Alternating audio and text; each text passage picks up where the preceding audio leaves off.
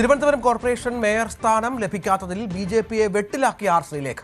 മത്സരിക്കാൻ താൽപര്യമില്ലായിരുന്നുവെന്നും മേയറാക്കുമെന്ന ഉറപ്പിലാണ് മത്സരിച്ചതെന്നും ശ്രീലേഖ തുറന്നടിച്ചു. കേന്ദ്ര നേതൃത്വത്തിന്റെ തീരുമാനമായതിനാൽ എതിർക്കാനാകില്ലെന്നും നിയമസഭയിലേക്ക് മത്സരിക്കാനില്ലെന്നും ആർ ശ്രീലേഖ പറഞ്ഞു. എന്നെ ഈ ഇലക്ഷന് നിർത്തിയത് തന്നെ കൗൺസിലറായിട്ട് മത്സരിക്കാൻ വേണ്ടിയിട്ടല്ല, മേയർ ആകും എന്നുള്ള ഒരു വാഗ്ദാനത്തിന്റെ പുറത്താണ്. ഞാൻ വിസമ്മതിച്ചതാണ് ഇലക്ഷന് നിൽക്കാൻ.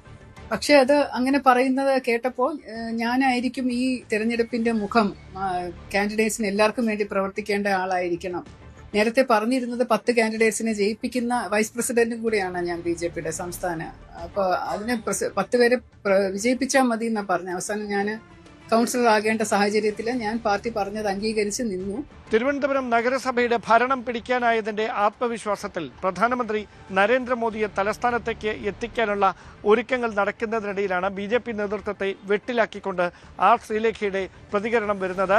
താൻ കൗൺസിലർ സ്ഥാനത്തേക്ക് മത്സരിക്കാൻ താൽപര്യപ്പെട്ടിരുന്നില്ല എന്നും പാർട്ടി നേതൃത്വം മേയർ പദവി ഉറപ്പ് നൽകിയതിനാലാണ് മത്സരിക്കാൻ സന്നദ്ധയായത് എന്നുമാണ് ആർ ശ്രീലേഖ തുറന്നടിച്ചത്. അതേസമയം തനിക്ക് ഇപ്പോഴുണ്ടായിരിക്കുന്ന നടപടിയിൽ അതൃപ്തിയൊന്നുമില്ല എന്നുകൂടി പറഞ്ഞു വെക്കുന്നതിലൂടെ പരോക്ഷമായി കൃത്യമായി ആർ ശ്രീലേഖയ്ക്ക് ഈ പദവി നഷ്ടമായതിലുള്ള അമർഷം തന്നെയാണ് പുറത്തു വരുന്നത്. അതേസമയം അതുമായി ബന്ധപ്പെട്ട് താൻ കൂടുതൽ പ്രതികരണങ്ങൾക്കൊന്നുമില്ല എന്നും നിയമസഭാ തെരഞ്ഞെടുപ്പിൽ മത്സരിക്കാനില്ല എന്നും പാർട്ടി തന്നെ ഏൽപ്പിച്ചിരിക്കുന്ന ഉത്തരവാദിത്തം 5 വർഷത്തേക്ക് കൗൺസിലർ എന്ന നിലയിൽ നിറവേറ്റുമെന്നൊക്കെ ആർ ശ്രീലേഖ മാധ്യമങ്ങളോട് പ്രതികരിച്ചു. കോർപ്പറേഷൻ ഇലക്ഷന് നിൽക്കാൻ വിസമ്മതിച്ചപ്പോ നിൽക്കാനായിട്ട് എന്നെ പ്രേരിപ്പിച്ച ഒരു ഘടകം എന്ന് പറയുന്നത് മേയറാക്കാമെന്നുള്ള ഒരു ഉറപ്പുണ്ടായിരുന്നു. അത് അങ്ങനെയൊക്കെ വെറും കൗൺസിലറായിട്ടല്ല നിർത്തുന്നത്, മേയർ സ്ഥാനാർത്ഥിയായിട്ടാണ് നിർത്തുന്നത് എന്ന് പറഞ്ഞിരുന്നത് കൊണ്ടാണ് ഞാൻ നിൽക്കാൻ തന്നെ തയ്യാറായത്.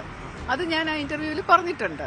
ഒരു കാര്യം ഉറപ്പാണ്, ഇപ്പോൾ തന്നെ അതായത് വിയോജിപ്പ് പരസ്യമാക്കിയ ശ്രീലേഖയെ അനുനയിപ്പിക്കുന്നതിനായി ഏതെങ്കിലും തരത്തിലുള്ള മറ്റ് ഉന്നത പദവികൾ ബിജെപി നേതൃത്വം ആർ ശ്രീലേഖയ്ക്ക് നൽകുമോ, അതോ ഇപ്പോഴെടുത്തിരിക്കുന്ന ഈ പരസ്യ നിലപാടിൽ നേതൃത്വം അതൃപ്തി അറിയിക്കുമോ, അതിൽ മാത്രമാണ് ഇനി വ്യക്തത വരാനുള്ളത്. എന്തായാലും മേയർ വി രാജേഷ് ഈ ചോദ്യങ്ങളോട് പ്രതികരിച്ചത് ഓൺലൈൻ മാധ്യമത്തിന് നൽകിയ വാർത്ത മാത്രമാണ് ശ്രദ്ധയിൽപ്പെട്ടത്. അതിനപ്പുറത്തേക്ക് എന്താണ് സംഭവിച്ചതെന്ന് അറിയില്ല.